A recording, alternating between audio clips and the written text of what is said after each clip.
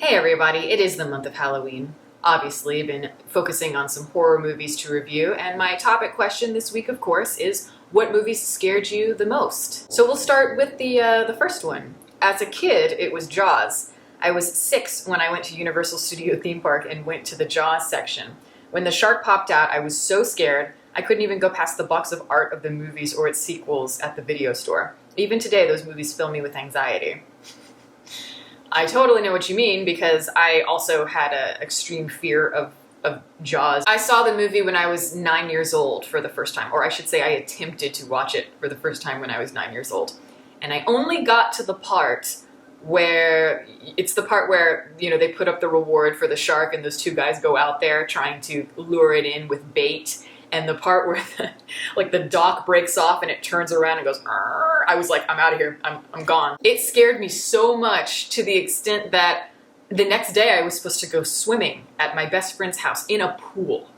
And I told my mom I couldn't go because I was too scared. And what's amazing is that at the point that I walked out at age 9, we hadn't even seen the shark. You know, there's the first shark attack, the iconic, opening shark attack, and then there's, of course, the Alex Kittner killing, which is awful, and then that. You don't even see the shark.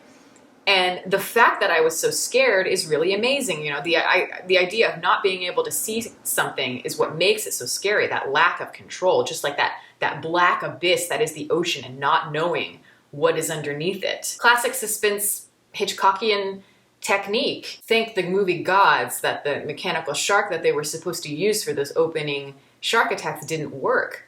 If it had, this movie would not be the classic that it is. I guarantee it. Because once you see the shark, it's dated. It's clearly a machine. It's clearly fake. And yeah, naturally, over time, things do appear dated like that. But I love how much Jaws in the first half is more like, it is like a building horror movie. The tension is building and building and building brilliantly. And then the second half is more kind of a, like a Spielberg action adventure sort of rousing tale with all the guys out at sea like pirates. But I do think that Jaws is one of the very, very best things that Steven Spielberg did. And I think it is a testament.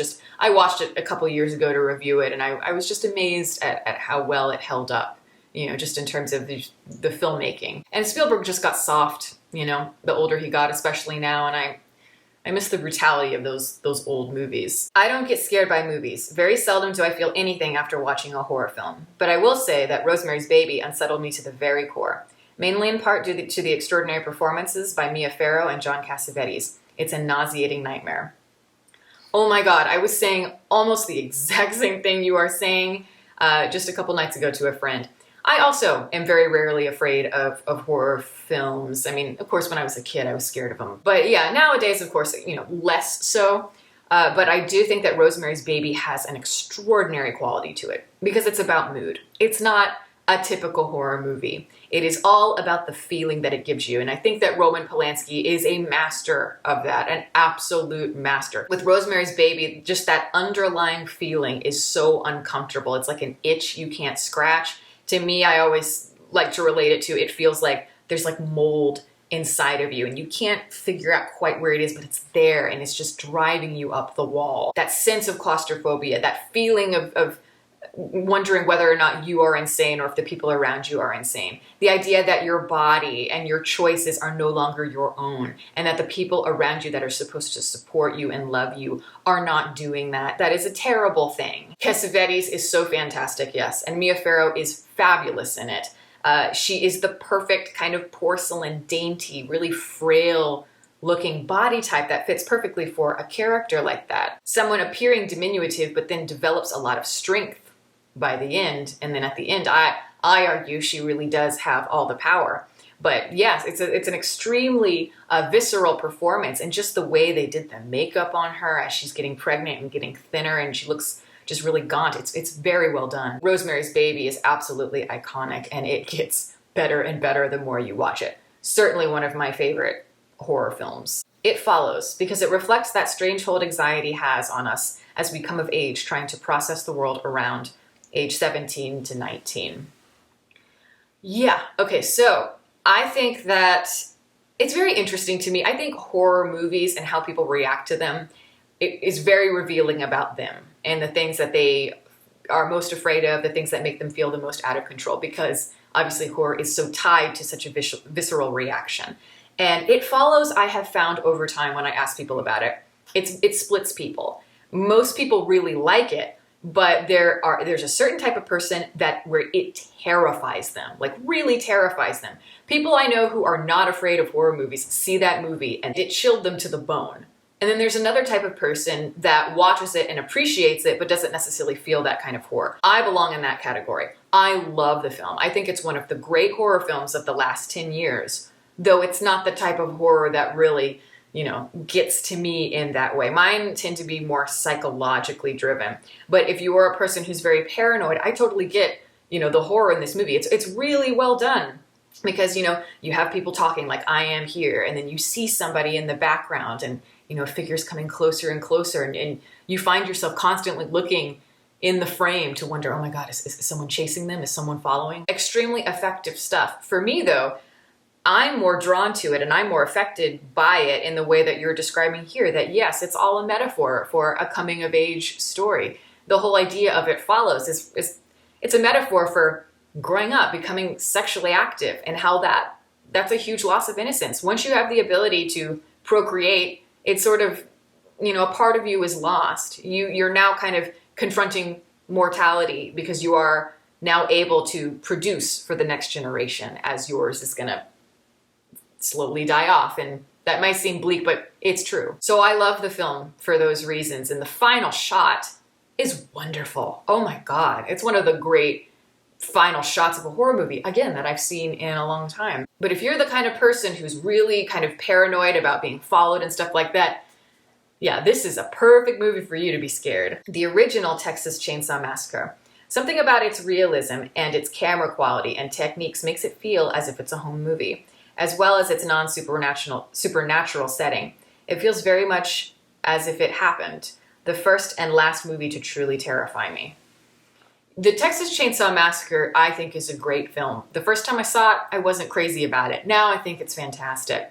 And yeah, it's the idea of it feeling, that grindhouse kind of slasher type of thing. There's a messiness to it. There's something very, feeling very slapped together. And yet it is still kind of beautifully shot. It feels like it's seeping into the deepest, most intimate parts of you, like within your veins and all of that. The home movie quality to it, I think, is what makes it so brutal. And when you watch a lot of the killings, they are very brutal. And it's not like a typical horror movie. I like how it's relentless when it just, it shows these expendable 20-something-year-old characters just being destroyed as if they were in a slaughterhouse.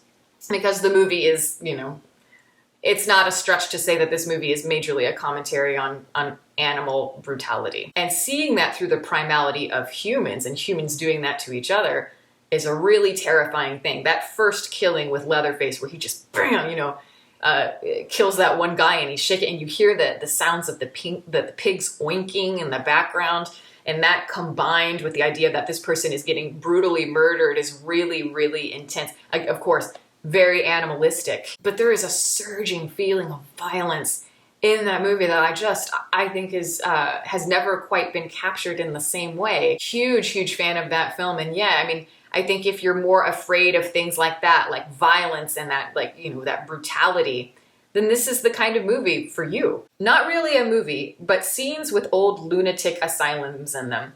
I think it was the thought of what happened in One Flew Over the Cuckoo's Nest. Yeah, so that, for me, has always been more my fear. One of my big fears in life has always been, the idea, when I see a horror movie and somebody gets shipped off to a mental institution, and maybe they're not crazy, but they're still trapped there. That, for whatever reason, has always gotten to me. And I think it's the ultimate loss of control. Like the loss of control of your mind and your perceptions of reality.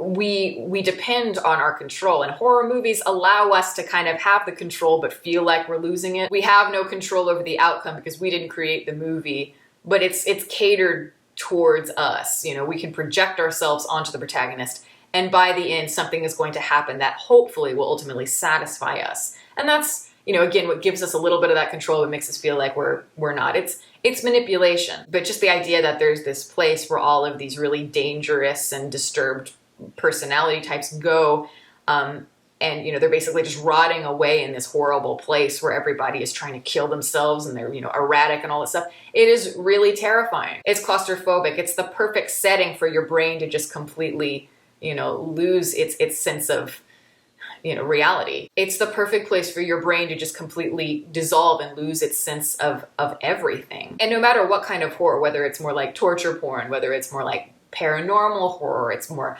body horror, I think all of the different elements, reflect certain aspects of the things that make us feel like we're losing control in some way. And it's similar to dreams, hence why, nightmares exist and such. It's like when we dream, we also don't have much say over what's happening. We're sleeping, and whatever happens, that's up to our subconscious to decipher. And the immediacy of it and that loss of control can be very terrifying, depending on the dream.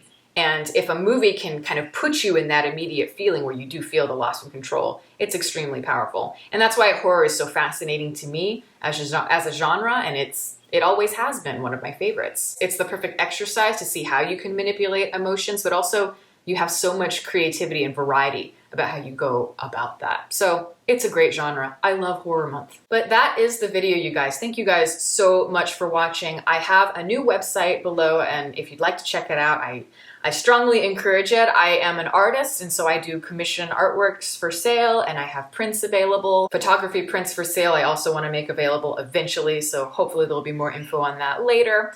And here are all my Patreon supporters. You guys are great, as always. The link to support is below, along with all the social media. You can watch more videos here, and you can subscribe if you'd like. Catch you next time.